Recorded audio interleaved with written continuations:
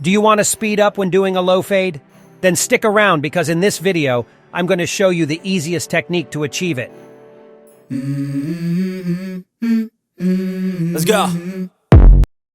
The first thing I do is mark my bass guide with the closed lever clipper, starting the white tone of our fade.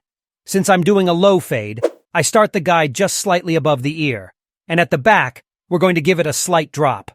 One recommendation I have is that if you want to save time erasing this line, mark it like me with the hair clippers instead of the trimmer, because with the trimmer, you'll have to do an extra step when erasing.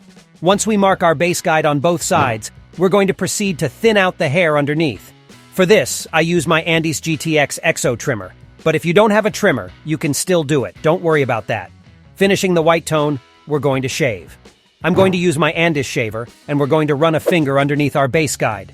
This is to maintain a big enough margin that allows us to erase the line with the same shaver, just like I'm doing right now, making small taps from top to bottom, which is the opposite of how we usually use it. And something very important is that we don't necessarily need a trimmer, which is something that happens a lot when we start out, having a tight budget and having to choose what to buy first, the trimmer or the shaver. Now let's start with the gray tone, starting with our open lever clipper, which is 0.5. As we've talked about many times, the width of the guides will depend a lot on what you want to achieve in the fade. If you're looking for a more compressed gradient, you'll have to make the guides narrower. But if you're looking for a more stretched or polished gradient, you'll have to make them wider. In this particular case, I chose to make them slightly narrower because even though I don't want a compressed gradient, I still want it to have some darkness. That's why you'll see that I make them a bit thinner on the sides than at the back. Unlike other techniques I've shown in previous videos, this time I'm going to mark all my guides first and then start erasing. That's why I'm going to use the closed lever blade #1 now. With this guard, I'll make the guide the same width as the previous one. That way the fade will have a tonal continuity and it will look much better. Now we've reached the black tone. For this, I'm going to use the 1.5 guard with the lever open. I'm going to run it almost to the blend line. I say almost because unlike other videos, this time I'm going to connect it with my texturizing shears to remove some weight and also to have a neater blend between the dyed hair and the hair in its natural tone.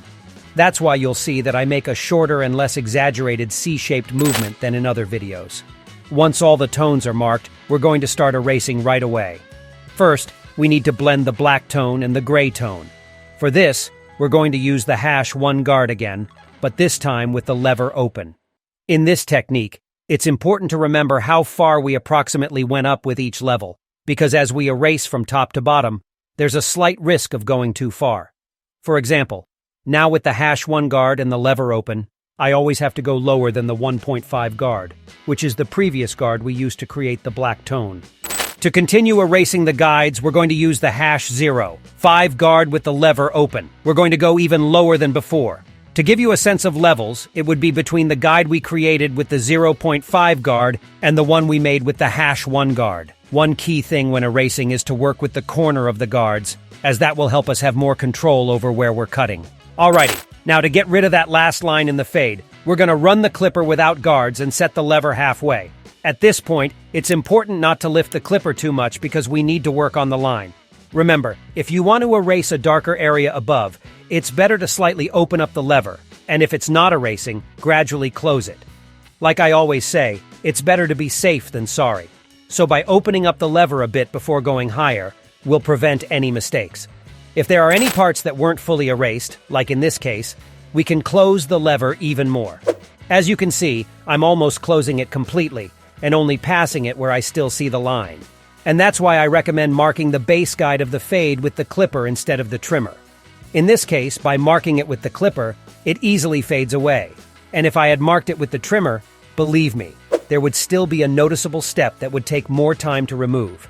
So, if you're a beginner or want to save time, don't overcomplicate it. Mark it with the cutting machine, and that's it. Problem solved. By this point, I'm almost done using the clipper, so I move on to work on the connecting area or the bridge with scissors and a comb, like I mentioned before. I reserve this zone exclusively for scissor and comb work to make it cleaner. Notice the angle I give the comb, it's kind of outward. That way I work gradually, being precise about what I want to cut and what I don't. It's crucial for this kind of connection with fine hair that's also dyed. This time I'm using my textured scissors instead of the cutting ones. The reason for that is because the textured scissors allow me to remove more bulk, which helps create a seamless blend between the top and the sides. I've read your comments, and many of you have told me that you don't usually polish fades with scissors. Let me tell you, I see that as a mistake. Personally, my cuts change a lot when I do the polishing, and you can notice it in this video. Go back and see how the fade looked when I finished using the clipper and compare it to how it looks while I'm polishing. They literally look like two different cuts. Now here's a little personal trick I want to share with you. With the lever of my clipper fully open, I'm going to get rid of those stray dyed hairs. To do this, we'll gently run the clipper with the tip, without applying too much pressure, just superficially. I do this a lot with this type of hair to make the blend look good, and personally I really like how it turns out. The blend looks a bit more defined, transitioning from the dyed hair to the natural tone on the sides. And now, after that little clipper secret, I go back to using my scissors to take care of any details I might have missed.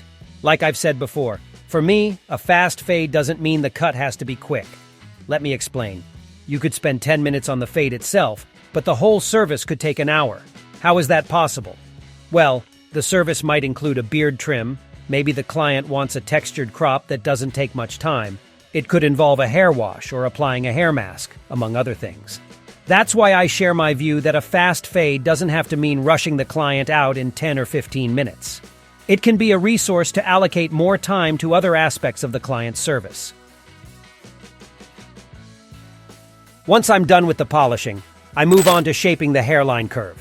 In this case, I'm using the Andis GTX trimmer.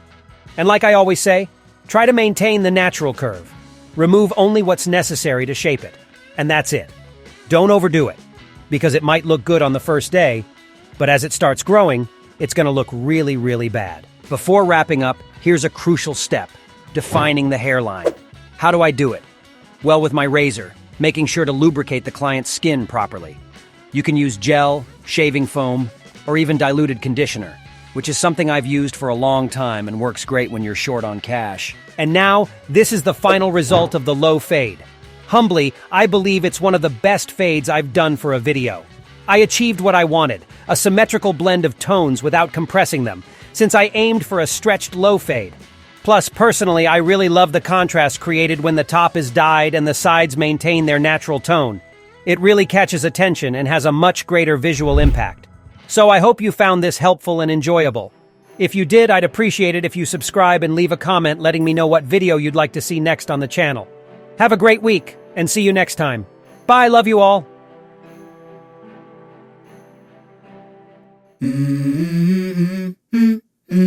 Let's go.